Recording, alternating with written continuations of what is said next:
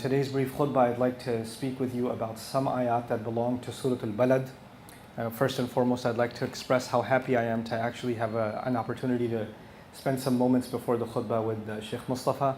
I want to share a memory with you. This is back in the days of Warren Street in the 90s. It was the first time I actually gave a khutbah in the city. Actually, the first time was on 43rd in the UN.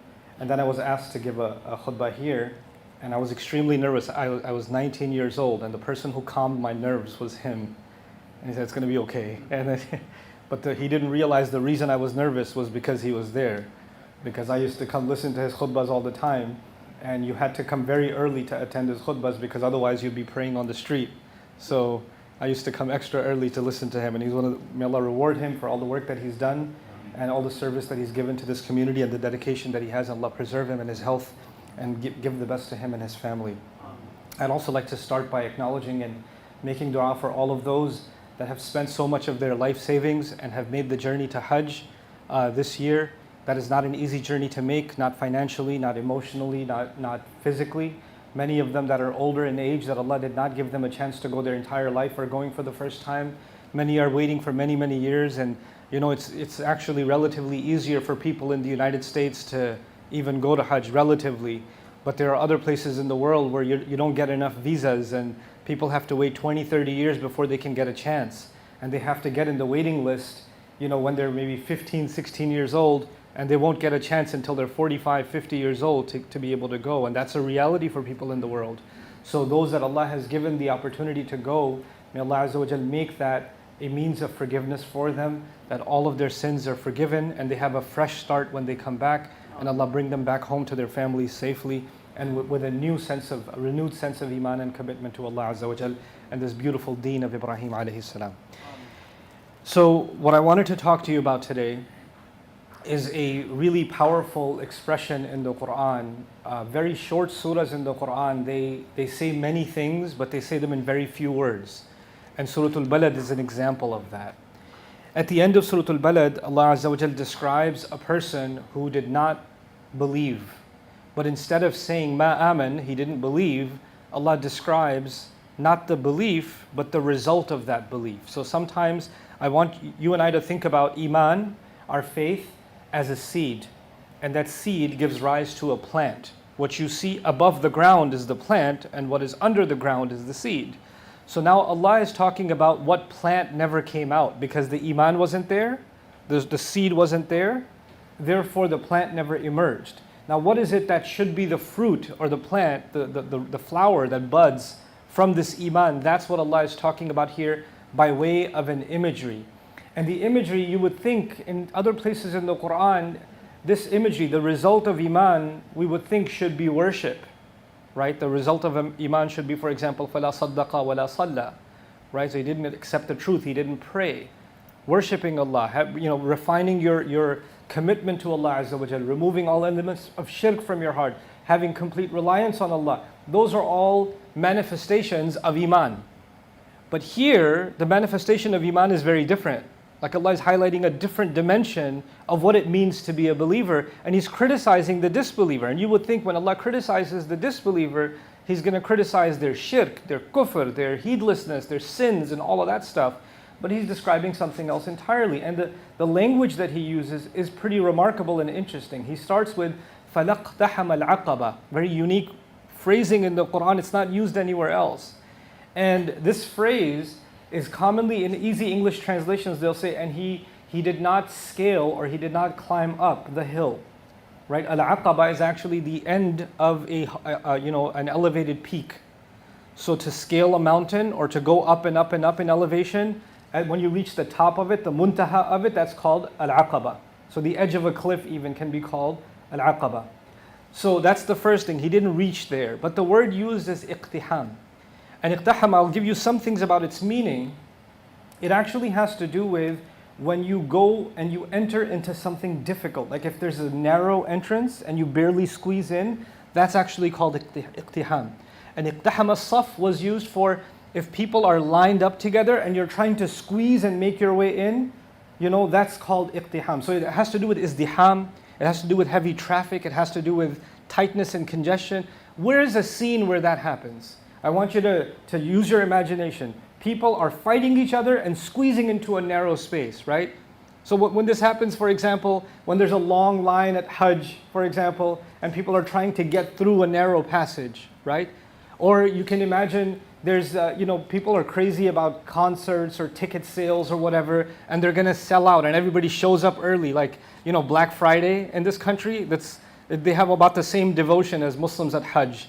There are people do, tawaf of the mall, and they're waiting, doing dhikr outside. They put the qiyamul layl, they put their benches outside the store, and they're gonna wait for the doors to open so they can rush. And when they're rushing in and fighting each other, squeezing through the door, that's actually iqtiham. And people do that when they are competing with each other for some kind of manafi', for some kind of benefits, right?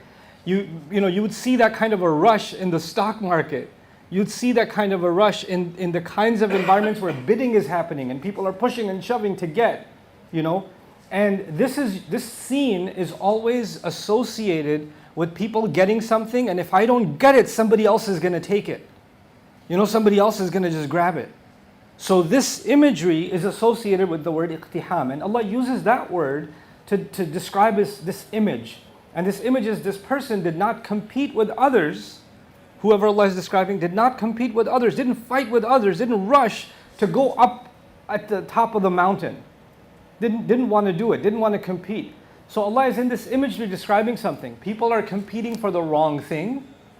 They're running towards something else. There's a door open this way and everybody's interested, they're flooding towards it. And there's another mountain up there. It takes an effort to go up the mountain, right? And nobody's making the effort to go and nobody's competing. And the language also tells you this mountain that Allah wants you to climb and wants me to climb, this one was the one worth competing for. Everybody should have been fighting each other to reach the top of this one. But they're going in the other direction. In fact, what is that other direction is mentioned earlier on in this surah. يَقُولُ أَهْلَكْتُ مَالًا لُبَدًا. He says, I blew a lot of money. Man, you know how much I spent on this TV? Yo, you know how much I paid for those rims? Do you know how much I got that car for? Yeah, I just got the kitchen redone. You know how much I spent on that? Like, they love talking about how much they spent. Love talking about, these shoes, oh bro, don't even ask. They want to make sure people know, okay, this is the brand and this is how much I spent on it. This is how much I spent on the vacation. This is how much I spent on the house. This is what I spent on the car. This is what I spent on this suit, these clothes, etc., etc. Always talking about how much money I've blown. And of course on haram things in the past too, right? On alcohol and gambling and all that stuff. But even other things. Just loves talking about how much money has been spent, has been thrown out. يَقُولُ أَهْلَكْتُ مَالًا لُبَدًا. And that's easy. People rush towards those things, right? And they rush towards making money so they can spend the big money. Their dream, man, I want to make this much money so I can get that vacation, get that car, blow money on this, blow money on that. That's what they're thinking about. On the flip side is a mountain that goes up. This is the imagery Allah uses. But there's another twist in this imagery before we unlock it. And that twist is very beautiful. In the Arabic language, you don't use la for al-fi'l al-madi. You don't say la fa'ala. You say ma fa'ala or you say lam yaf'al. So the expected language is maqtahama, or you say lam yaqtahim al-aqaba.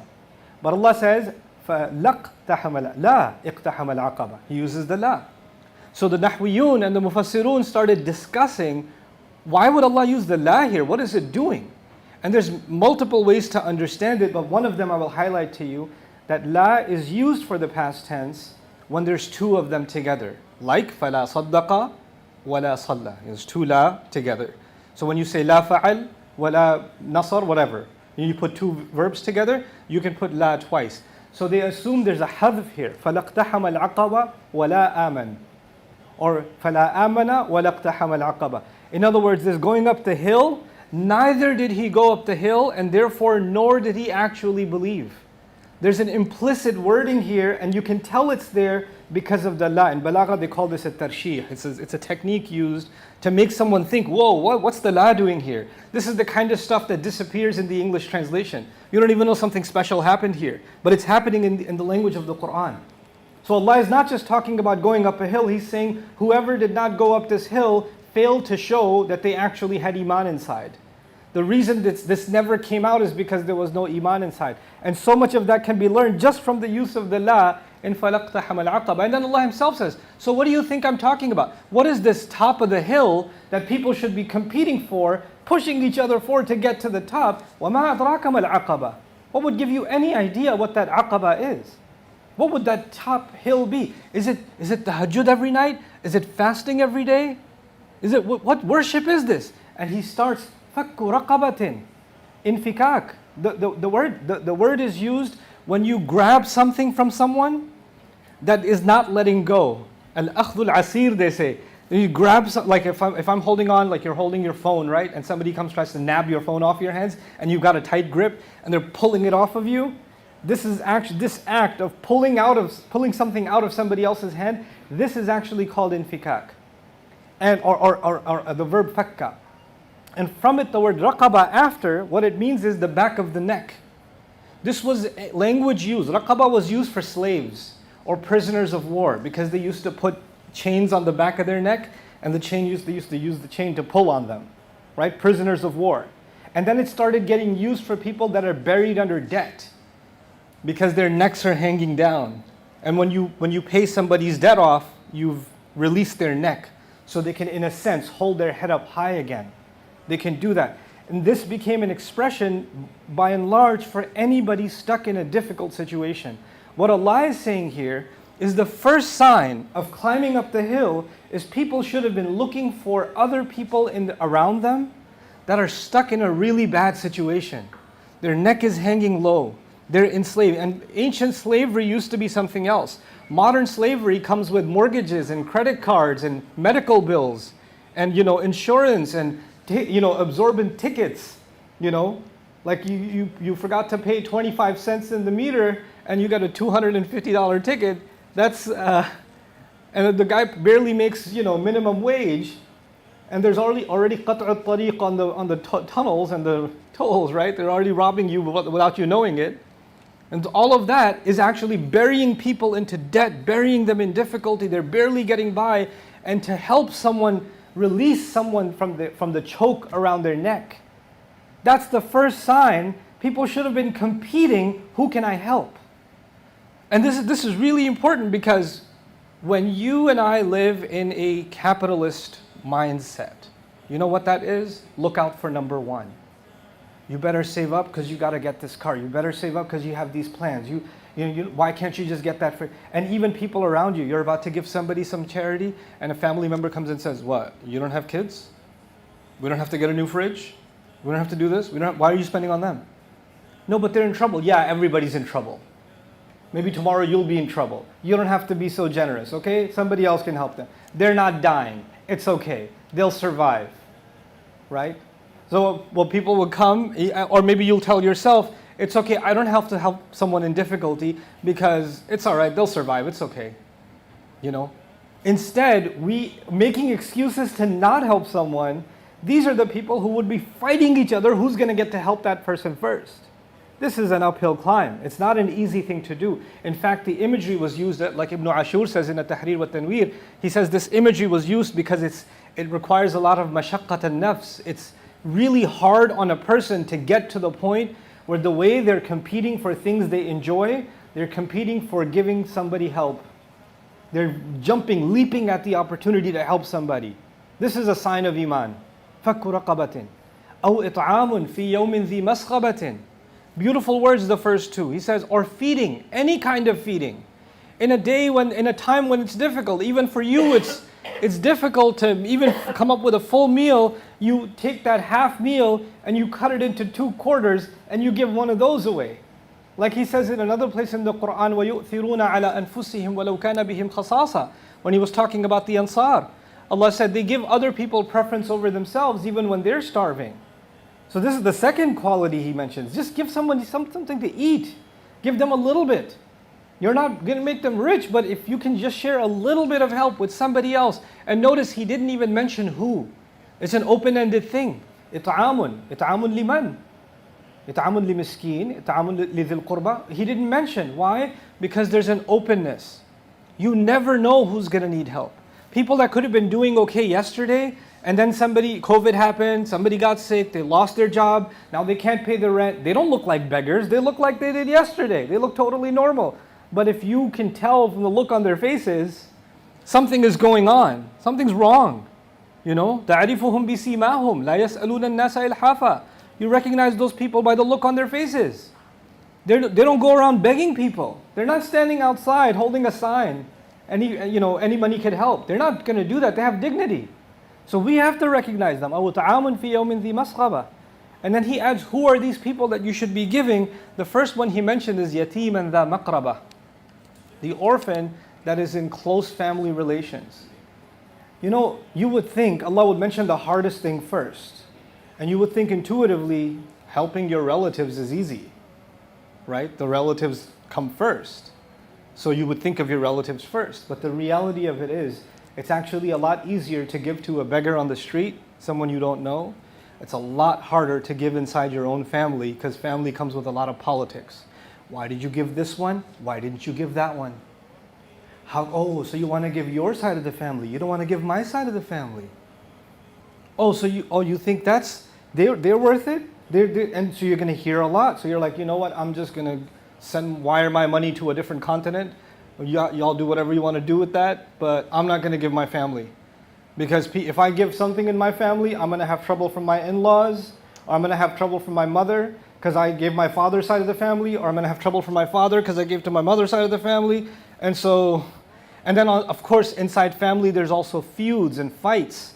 So when you have fights with somebody, you fought your uncle, you fought your cousin, whoever, right? Now that you fought them, it doesn't matter that they're yatim. I hate that guy, I'm not going to help him. Why would I help him? Remember what he said to me that other year? I still remember the insults at that wedding. I'm never going to help this guy. You hold a grudge. Because you know, the people you deal with the most are the people that agitate you the most. The people that you spend the most time with are the people that get on your nerves, get on my nerves the most. We can be friends until we go on a road trip. Then everything I do is going to annoy you, and everything you do is going to annoy me, because we spend more time with each other. Family spends a lot of time with each other. You know, for Eid, we're like, oh, Eid, the whole family is going to get together. 6 hours later, like, when are these people going home? I can't deal with this, because family is hard to deal with. That's difficult relationships. And inside of our families, there are people who need help. Even, doesn't matter how I feel about them. It doesn't matter if I like their personality or not. It doesn't matter what I feel about the previous fight that's carrying on for the last 20 years or the generations. None of that's important. This is a difficult thing to climb. You have to overcome your personal bias. You have to overcome your anxiety of what people are going to say. You have to overcome the pressure maybe inside your own family. I have to come over that pressure in my own family and still help someone who I believe should be helped. Regardless of who's going to say what. This is yatiman dha maqraba. And then, so yatiman dha maqraba or miskinan dha matraba. Or even a miskin. And miskin is an interesting word. Arab linguists say that the word miskin actually is a combination. It comes from masaka and sakana together. So it's maskana. It's actually thulathi and thulathi together become ruba'i. So what this means is someone who's stuck in a situation and they can't get out of that situation. That's what a miskin is. Miskin is not just a poor person. A miskin is someone stuck in a difficult situation. Like for example, somebody was driving an Uber or a taxi. That's how they were making their living, right? And then they developed an eye infection. Now their eyesight is no good. They can't drive anymore, right? And so now they want to be able to work, but they're in a medical situation where they can't earn that living anymore. This would become a miskin. Somebody who's stuck and is not able to help themselves out of a situation. And so he says people that are stuck, they can spiral down to the point where they are dha matraba, they are in the dirt. They're in the dirt. What that means is what? They're humiliated. They're not covered anymore. Maybe they're becoming homeless because turab comes when you're outside and traveling, right? They're losing the roof over their head. These are the people that Allah Azza wa Jal wants us to look out for and say and actually compete in looking out for them in our personal lives. I want you to also think about when the Quran was revealed. We have to always remember when the Quran was revealed. There were no websites where you can say, let me look for a charity organization which has pictures of orphans, and then I can give, make a wire transfer, and that's all new, right?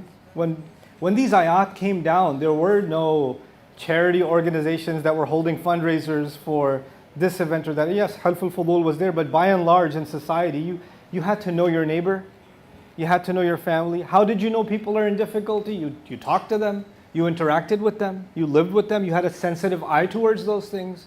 So we have to have that kind of connection. This is actually connected. This idea is connected to Silat al-Rahim. It's connected to family ties being together. Like if you haven't talked to your family in a long time, then you don't know what they're struggling with. It's been a few years, you just call them every way, Eid Mubarak, okay, Eid Mubarak, and that's it, you're done. See you in 7 months for a 20-second phone call. Then you don't know what they're struggling with. You don't know what their medical issues are. You don't know what their financial issues are. You don't know what legal difficulties they're having. You don't know nothing. But back in the day, people used to visit each other, talk to each other, interact with each other, so they knew who's got difficulty, who's got ease. And it even went beyond just the limitation of the family. So, miskinan dha matraba. ثُمَّ كَانَ مِنَ الَّذِينَ آمَنُوا. Then, if they had done all of this, then this person, they would be from those who truly have faith. وَتَوَاصَوْا بِالصَّبْرِ.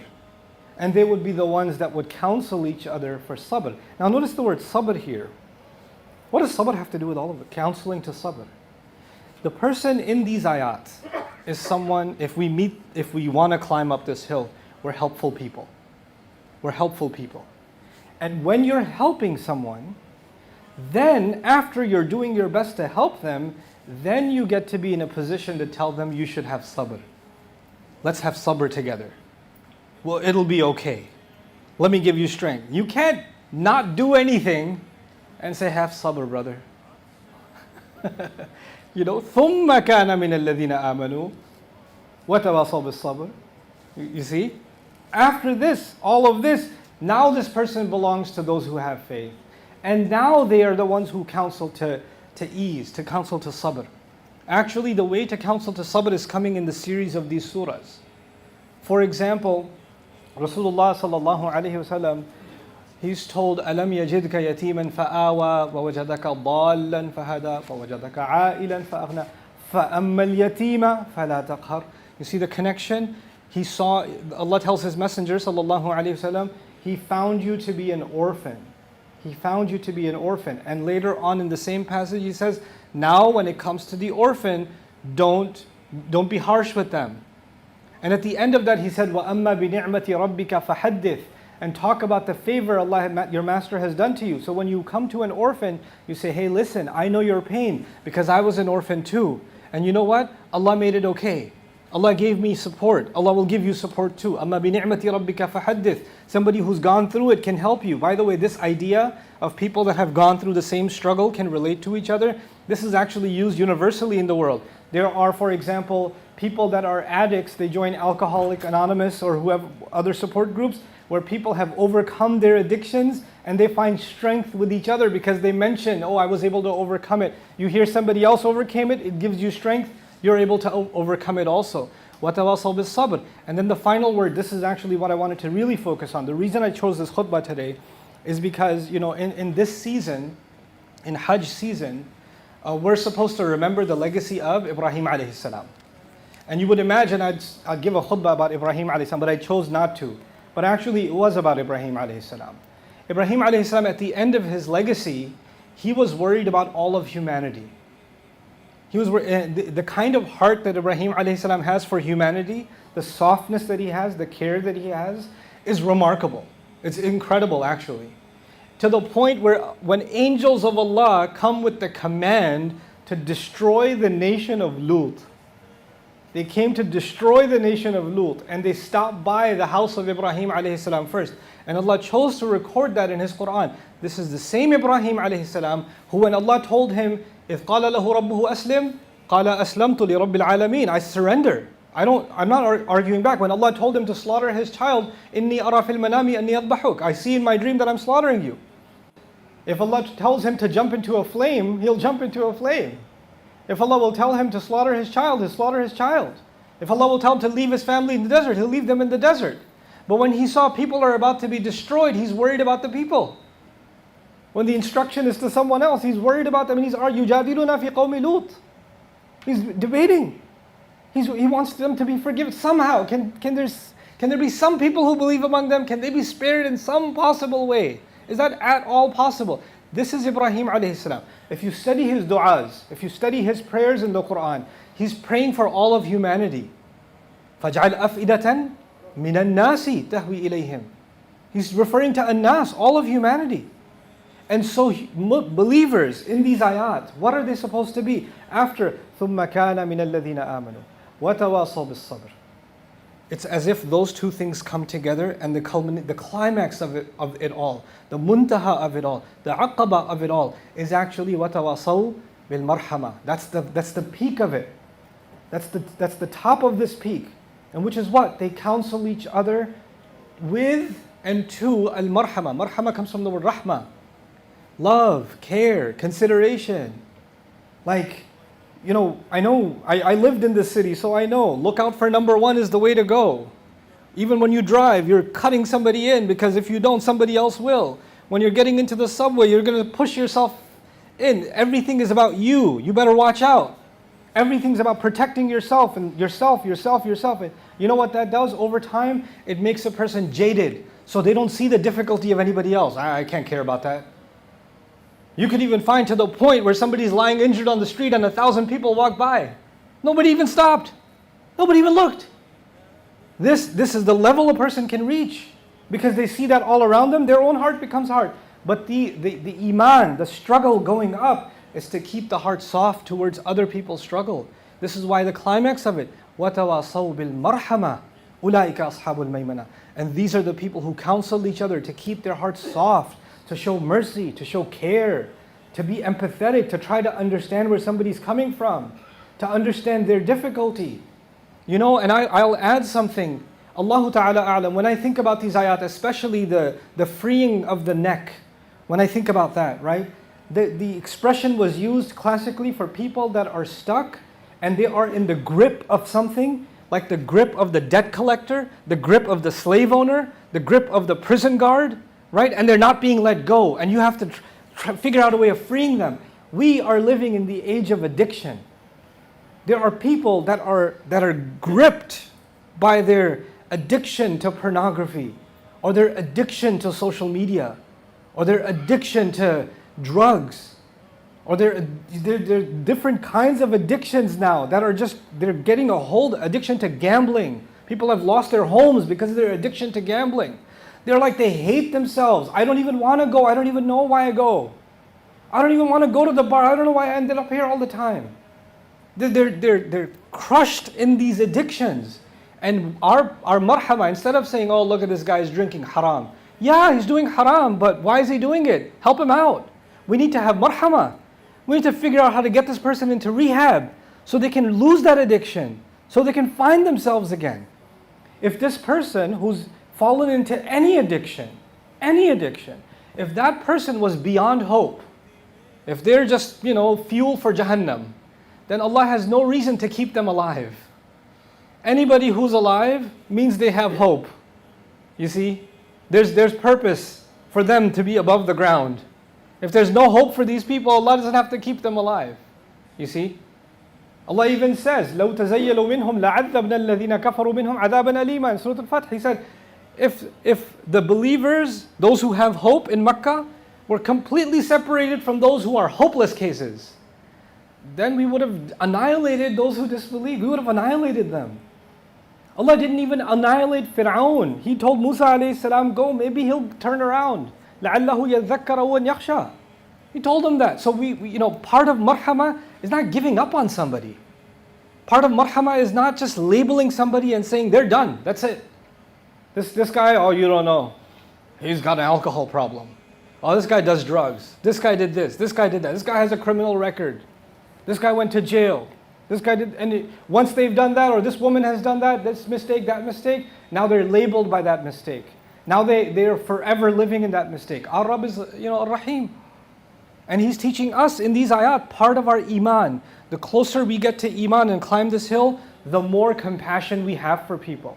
The reason I wanted to highlight this is that it's interesting that for many people, they think the closer you get to Allah, the closer you get to Islam, the more committed you are to the sunnah of the Prophet ﷺ, the more you have to become tough, right? The tougher you have to get. We're tough about what is right and what is wrong. We have to be tough about that. There's no way around that. But you don't have to be tough with people. You have to show rahmah to people. And you have to understand what you can do to help them, to get them up, to pull them out from their difficulty. And that's what these ayat are about. That's a difficult hill to climb. Because it's much easier, it's way easier to just pass judgment on someone and let them go. قُلْ يَا أَيُّهَا الْكَافِرُونَ لَا أَعْبُدُ مَا تَعْبُدُونَ. Right? That's much easier. Just use that and just, I'm done. أَقَمْتُ الْحُجَّةَ عَلَيْهِ. So I established my hujjah on this person. I gave them my amr bil ma'roof and nahi anil munkar. I slapped them across the face with some ma'roof, and now I'm done. Now it's between them and Allah. No, we have to care. We have to genuinely care. May Allah Azza wa Jal make us people of marhama, like was envisioned by our father Ibrahim alayhi salam.